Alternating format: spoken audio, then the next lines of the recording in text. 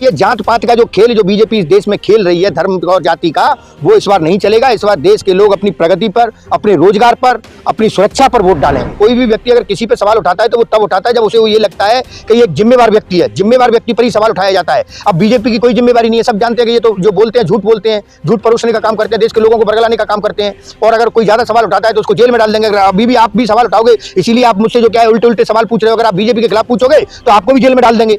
तो आप तो डर के मारे सवाल नहीं पूछ रहे हो। तो निश्चित तौर पर मैं कहता हूं कि जो क्या है बीजेपी से डर करके लोग उससे सवाल नहीं पूछ रहे हैं। और हमें तो खुशी होती है कि आज हमसे सवाल पूछे जा रहे हैं, क्योंकि हमको देश के लोग समझ रहे हैं, जिम्मेवार मान रहे हैं, मीडिया भी जिम्मेवार मान रही है। क्या सरकार से सवाल न पूछ करके विपक्ष से सवाल पूछा? हरियाणा के मुख्यमंत्री बिहार में चुनाव प्रचार के लिए जाते हैं, वो ये कहते हैं कि सम्राट चौधरी के समर्थन में चुनाव लड़ेंगे। देखिए, सम्राट चौधरी जी, तो मैंने तो कहा ना कि इनके नेताओं की एक मत नहीं है। ये क्या चाहते हैं?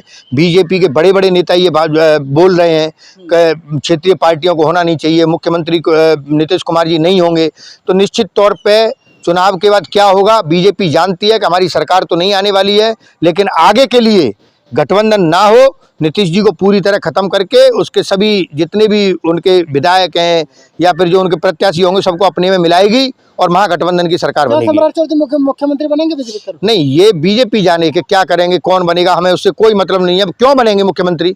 जब सरकार ही नहीं आ रही है तो मुख्यमंत्री कैसे बन जाएंगे? ये कौन सा सवाल हुआ? नहीं, ये कौन सा सवाल हुआ? सवाल ये है कि महागठबंधन इस बार चुनाव जीतने जा रही है, वो चुनाव जीत नहीं रहे हैं। इसीलिए आप देखना कि जब भी चुनाव आएंगे, मोदी जी जो क्या है जाएंगे और वहां पर हिंदू मुस्लिम की बात करेंगे, देश की एकता और अखंडता को तोड़ने की बात करेंगे, देश के लोगों को आपस में लड़वाने की बात करेंगे। लेकिन देश ये समझ चुका है, देश के युवा ये समझ चुके हैं, उनको रोजगार चाहिए, उनको अपनी सुरक्षा चाहिए, और वो उसी पर वोट डालेंगे और महागठबंधन की सरकार बनेगी। गठबंधन के पास क्या मुद्दा है बिहार की जनता के लिए? गठबंधन के पास तमाम मुद्दे हैं, चाहे वो रोजगार की बात हो, चाहे वो किसानों की आय दुगनी करने की बात करते हो उसकी बात हो, चाहे महिलाओं की सुरक्षा की बात हो। आपने देखा किस तरह से जो क्या है बच्चियों के साथ बिहार के अंदर रेप किया जा रहे हैं और सरकार कोई एक्शन लेने के लिए तैयार नहीं है। गुंडा राज फैल चुका है बिहार के अंदर है। ये कहते थे डबल इंजन की सरकार, अभी भी डबल इंजन की सरकार है। क्या हो रहा है उस डबल इंजन की सरकार में? उसका डीजल खत्म हो गया कि पेट्रोल खत्म हो गया? हिंदू तो है नहीं, क्यों नहीं है हिंदू? किसने कहा कि हिंदू नहीं है? नहीं, बीजेपी के कहने से हिंदू नहीं होता है क्या?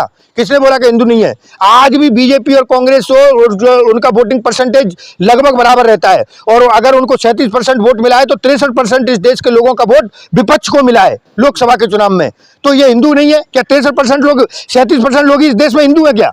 है ये जो अफवाह फैलाई जाती है फर्जी चैनलों के द्वारा, फर्जी लोगों के द्वारा, आप लोग जो फर्जी न्यूज फैलाते हो, ये नहीं है। हिंदू भी है इस देश में, एकता और अखंडता है। हिंदू मुस्लिम सिख ईसाई सब लोग मिलकर के वोट डालते हैं। होगा कुछ लोग जो अपने आप को हिंदू बोलते हैं, मैं नहीं मानता कि वो हिंदू है जो बीजेपी को वोट देते हैं। हिंदू क्या है बहुत बड़ी बात है, इस पर बताएंगे फिर। लेकिन जिस तरीके से कहा जा रहा है कि लालू यादव के साथ में यादव भी हैं, नीतीश कुमार के साथ में, और मुस्लिम भी हैं। नहीं, अब वो तो मैंने कहा ना, कोई किसी के भी साथ हो सकता है। इस देश में सभी लोगों की अपनी अपनी विचारधाराएं होती हैं। वो तो प्रश्न आपने पूछा कि हिंदू नहीं है, वो मैंने आपको डाटा बता दिया। अब ये मेरा डाटा तो है नहीं, लोगों ने वोट दिया है वो मैंने आपको बता दिया। हमको हिंदू मुस्लिम सिख ईसाई हर कोई वोट देगा। और मैं कहता हूं कि ये जात पात का जो खेल जो बीजेपी इस देश में खेल रही है, धर्म और जाति का, वो इस बार नहीं चलेगा। इस बार देश के लोग अपनी प्रगति पर, अपने रोजगार पर, अपनी सुरक्षा पर वोट डालेंगे। कांग्रेस पार्टी पर मीडिया इतना सवाल क्यों उठाती है? नहीं, तक दिखाया गया। अच्छी बात है कि मीडिया सवाल उठाती है। मैं कहता हूं कि अगर कोई व्यक्ति किसी पे सवाल उठाता है, नहीं, मैंने कहा ना कि कोई भी व्यक्ति अगर किसी पे सवाल उठाता है तो वो तब उठाता है जब उसे वो ये लगता है कि ये एक जिम्मेवार व्यक्ति है। जिम्मेवार व्यक्ति पर ही सवाल उठाया जाता है। अब बीजेपी की कोई जिम्मेवारी नहीं है। सब जानते हैं कि ये तो जो बोलते हैं झूठ बोलते हैं, झूठ परोसने का काम करते हैं, देश के लोगों को बरगलाने का काम करते हैं। और अगर कोई ज्यादा सवाल उठाता है तो उसको जेल में डाल देंगे। अभी भी आप भी सवाल उठाओगे, इसीलिए आप मुझसे जो क्या है उल्टे उल्टे सवाल पूछ रहे हो। अगर आप बीजेपी के खिलाफ पूछोगे तो आपको भी जेल में डाल देंगे। तो आप तो डर के मारे सवाल नहीं पूछ रहे हो। तो निश्चित तौर पर मैं कहता हूं कि जो क्या है बीजेपी से डर करके लोग उससे सवाल नहीं पूछ रहे हैं। और हमें तो खुशी होती है कि आज हमसे सवाल पूछे जा रहे हैं, क्योंकि हमको देश के लोग समझ रहे हैं, जिम्मेवार मान रहे हैं, मीडिया भी जिम्मेवार मान रही है।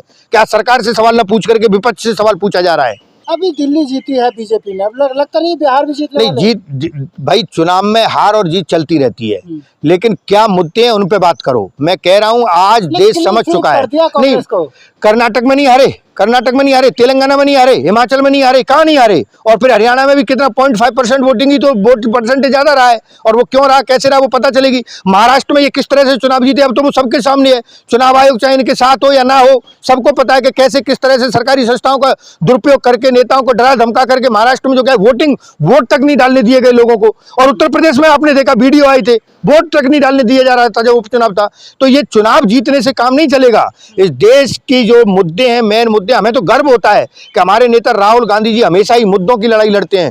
चुनाव हारना जीतना अलग बात है, लेकिन ये देश रहना चाहिए, देश के लोग रहने चाहिए और देश के मुद्दे रहने चाहिए। कभी भी रोको यात्रा का असर पड़ेगा बिहार के चुनाव में?